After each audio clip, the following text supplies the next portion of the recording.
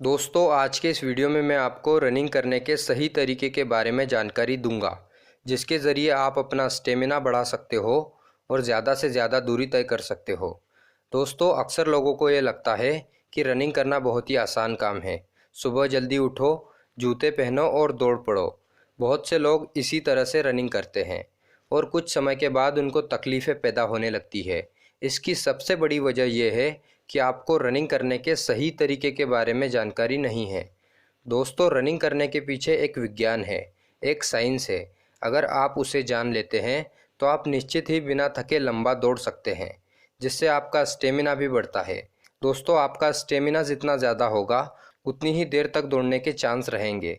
सबसे पहले आपको दौड़ते वक्त हाथों की पोजीशन पर ध्यान देना होगा, क्योंकि रनिंग करने के दौरान हाथों का मूवमेंट ही बहुत मायने रखता है। अगर आपके हाथ सही पोजीशन में रहे तो सही टेक्निक की वजह से आपकी स्पीड में भी इजाफा होगा।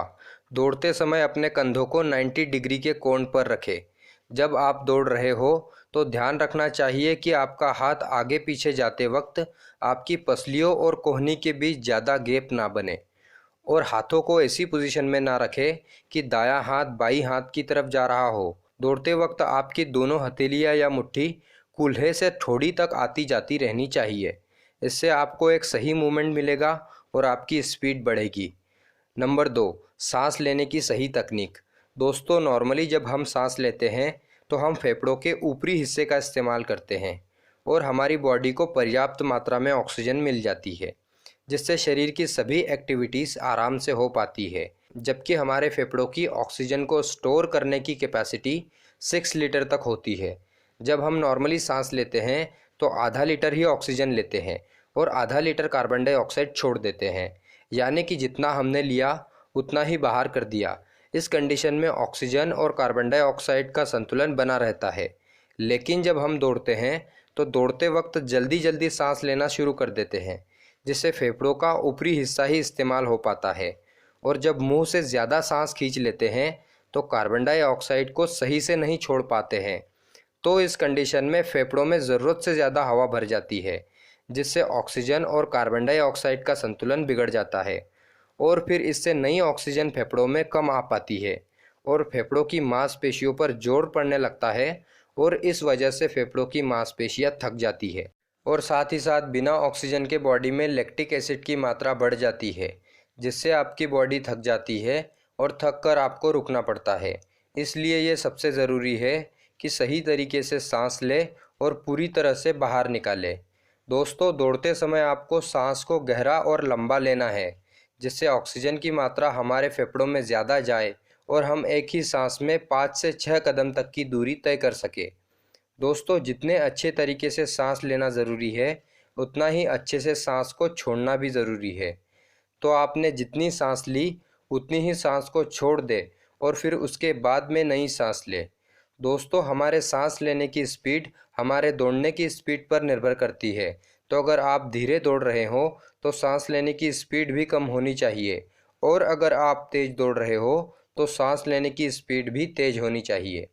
नंबर 3, सिर की पोजीशन। दोस्तों, कुछ लोग होते हैं जो कि रनिंग करते हुए कभी नीचे देखते हैं, कभी ऊपर देखते हैं, तो कभी दाएं बाएं नज़र घुमाते हैं। यह रनिंग करने का बिल्कुल ही गलत तरीका है। रनिंग करते वक्त हमारा सर एकदम सामने की तरफ होना चाहिए। अगर आपका सर नीचे की तरफ झुका रहेगा या दाएं बाएं झुका रहेगा तो गर्दन की मांसपेशियों में खिंचाव आ सकता है। नंबर 4, पैरों की लैंडिंग।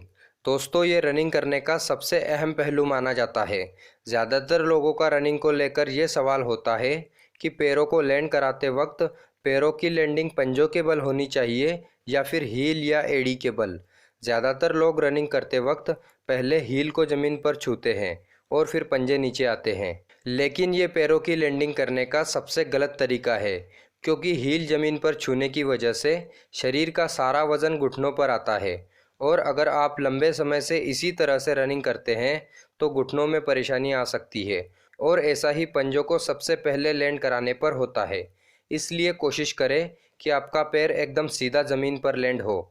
ऐसा करने से शरीर के सभी हिस्सों पर बराबर दबाव पड़ेगा और आपको घुटनों से संबंधित कोई समस्या नहीं होगी। और साथ ही सीमेंटेड रोड पर ना दौड़े, क्योंकि सीमेंटेड रोड बहुत ही ठोस होते हैं और इनके ठोस होने की वजह से इसका सीधा असर आपके घुटनों पर पड़ता है और आपके घुटनों में प्रॉब्लम आ सकती है। नंबर 3, आराम। दोस्तों, हफ्ते में 7 दिन रनिंग करना ठीक नहीं होता है। शरीर को रिकवर करने के लिए समय भी देना चाहिए, इसलिए हफ्ते में 5 दिन रनिंग करना शरीर के लिए अच्छा माना जाता है। नंबर 4, सही डाइट। रनिंग करते वक्त आपके पूरे शरीर का वर्कआउट होता है और मसल्स को रिकवर करने के लिए अच्छे हेल्दी खाने की ज़रूरत होती है। इसलिए रनिंग करने वालों को अपनी डाइट में सभी प्रकार की दालें, अंडे, वे प्रोटीन, ओट्स, हरी सब्जियां, टमाटर, गाजर आदि अपनी सुविधा के अनुसार अपनी डाइट में शामिल करना चाहिए। नंबर 5, हर दिन एक्स्ट्रा दौड़ें। मान लीजिए अगर आप आज से ही रनिंग स्टार्ट कर रहे हैं तो पहले करीब 1 हफ्ते तक नॉर्मल दूरी तय करें, लेकिन जैसे जैसे आपका शरीर खुलता जाए रोज़ाना रनिंग का समय भी बढ़ाते जाए। मान लीजिए अगर आप शुरुआत में 10 मिनट रनिंग करते हैं तो हर दिन रनिंग करते वक्त 1 आध मिनट का इजाफा करने की कोशिश करें। नंबर 6, निरंतरता रखें। दोस्तों, कोई भी चीज़ 2 से 4 दिनों तक करने से परफेक्ट नहीं होती है। किसी भी चीज़ में परफेक्शन हासिल करने के लिए लंबे समय तक उसको करना ज़रूरी है। अगर आप अपनी स्पीड और स्टेमिना बढ़ाना चाहते हैं तो हफ्ते में कम से कम 5 दिन रनिंग ज़रूर करें, जिससे आपके शरीर के सभी मसल्स एक्टिव रहेंगे।